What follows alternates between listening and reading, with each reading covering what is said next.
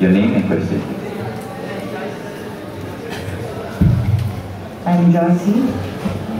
By hearing all the reform, all the ideas is very good. And what I'm concerned is, what is the mechanisms and what is the plan that MCLM intend to monitor the human rights and of the candidates after winning? As what I see, after 308, many Pakatan Raya leaders they changed because of the human rights that after winning and they don't really walk the talk. So this is very important. And also, another remarks about the three-corner fight. I think if you are sincerely in wanting the change, I think this can't be avoided. Because many of the prominent leaders of Pakatan Raya, they are not very good leaders. And I don't think they will withdraw. This is what I see. They will not withdraw from protesting. Could you repeat the last statement? You missed it. The last statement is about the three-corner fight. I find that it cannot be avoided because many famous Pakatan Raya leaders, they will withdraw and they are not good leaders. Thank you.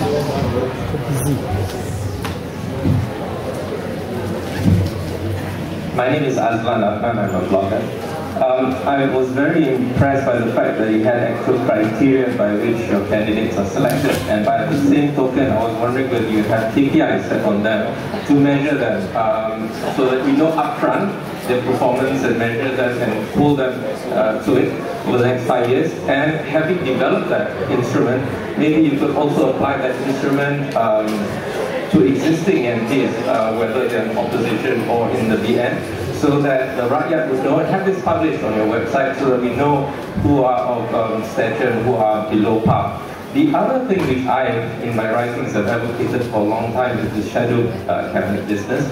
However, I see an issue with a motley crew of independent MPs forming that. I think by right this would be an initiative better started by the leader of the opposition, but so far he has been silent on this issue, which is very sad because I think a shadow cabinet mechanism would be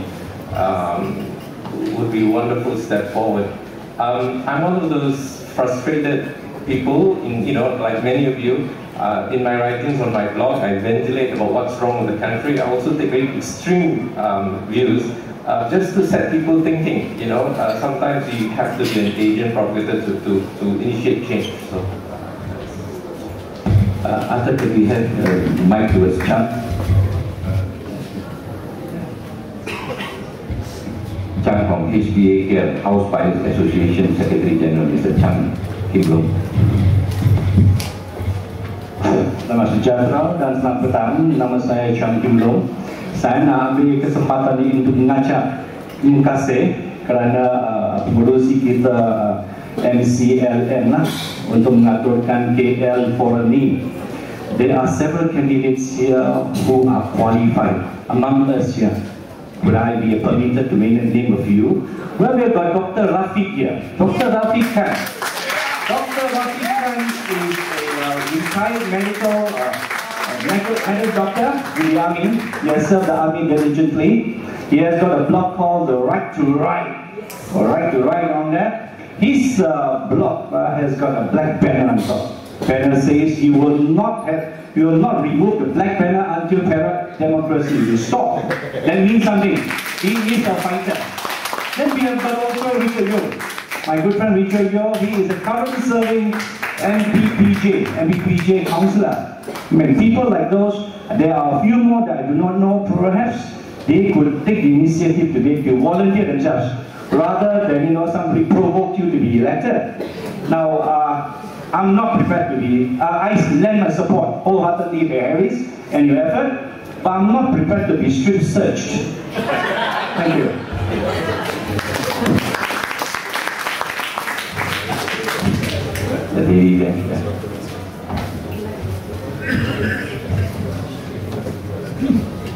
Hello, I'm Jocelyn. I'm with the women's group Awam, but I'm here to ask this question as an individual. Just to check, Malik, which constituency you plan to stay? Because there are all those a lot of stupid MPs, which I really dying them to get off. Name one, the one who always in the parliament say he's the best lawyer. You know who? Did I say that? Yeah, thank you very much. Yeah, and also of course the one who got married from Sabah. Who is that? Watch your fellow. Yes, Mohd. Yeah. So what I mean is, please go to this sort of constituency. Yeah. But I, of course, personally, I don't like to see 24 place being taken. You know, Chongqing, yeah, and then Nurul, yeah. So because there are so many, yeah, 222. But perhaps one of the strategy could consider is to pick those constituency with the worst BM people there, BM candidates, and hunt down them first. Yeah, hunt down these people first, get rid of these people, then of course Pakatan Rai also don't, Pakatan Rai people here, no? Yes, they are. But of course there are some good ones, yeah, but there are also very lousy ones too, yeah, which we haven't seen them down the street, raise laws in the House of Parliament. So a strategy needs to be adopted. Yeah, so I hope that MCLM will do that. And as far as I'm concerned, I'm considering to lend my hand to assist. Yeah, but I'm not sure. I'm still wanting to see, because really speaking, I also do not want a three-corner fight. Although we do not put out a three-corner fight, because the other side will put out their candidate to kacau. You know, your Pakatan Rakyat's constituent. Yeah, they may also kacau. Yeah, but as far as concerned, we don't want to see two good candidates from both sides are fighting now. But let's develop the plan a little bit further, yeah? But I feel that this is a plan that is possible.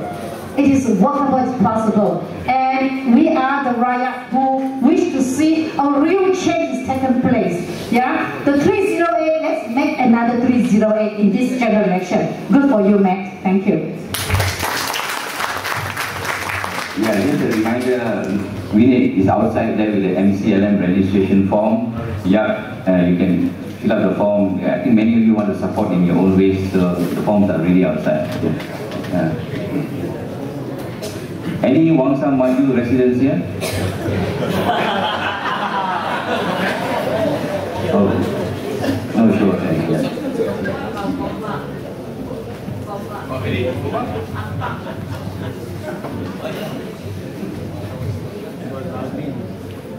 Anything else? Any more questions? Because I think yeah.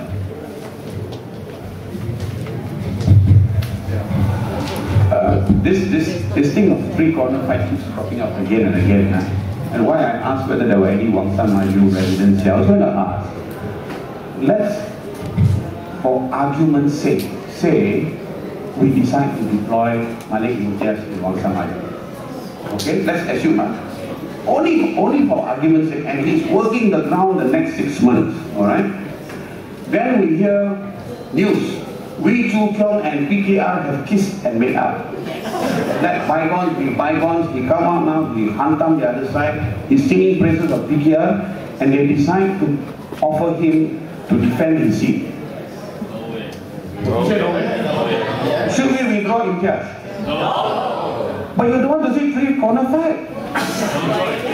So you are saying we have to look at the situation. We have to look at the situation, ma. Right? Now, that one when they offered we Chu Kyong, we say, hell no. Hell no, we don't want to see his kata in parliament anymore. Now what happens is, they don't tell you who the candidate is. They're saving it till nomination. Do you want me to withdraw him yet? Should I?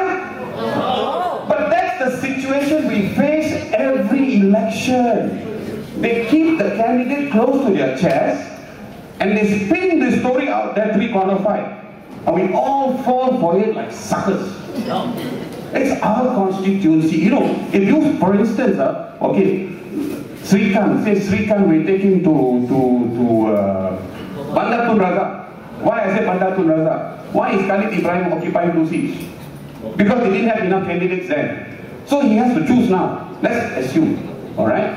Now he's worked the ground for the last 7 months. The voters, what we will do is this.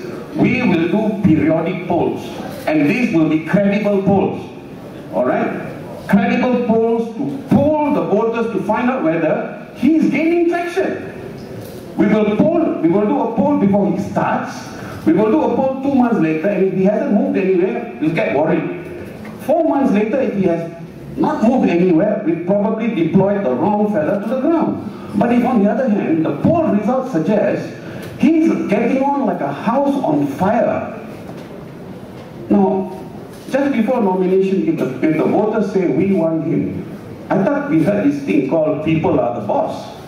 Now, who's the boss in that constituency? The voters or the political parties?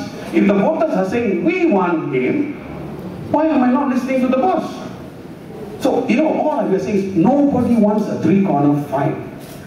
Ours is an agenda to bring in a reform government.